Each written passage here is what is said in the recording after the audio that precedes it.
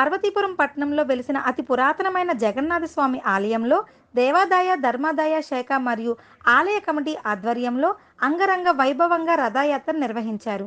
గడిచిన 4 సంవత్సరాలుగా రథం లేకుండా రథయాత్ర జరుగుతుండడంతో ఆలయ కమిటీ మరియు దేవాదాయ ధర్మాదాయ శాఖ ఆధ్వర్యంలో కొత్త రథాన్ని తయారు చేశారు.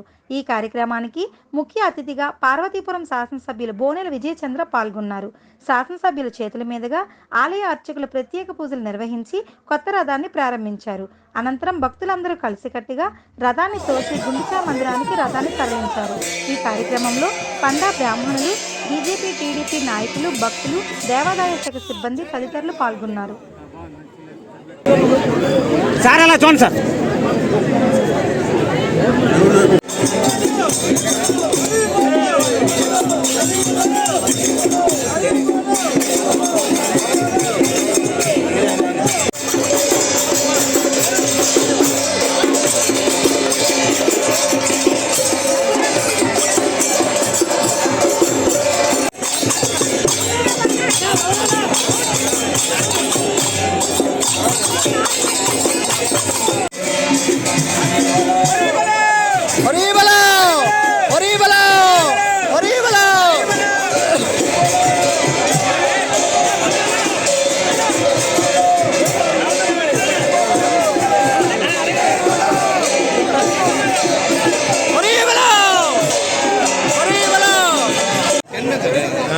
దేవుడు వెనక్కి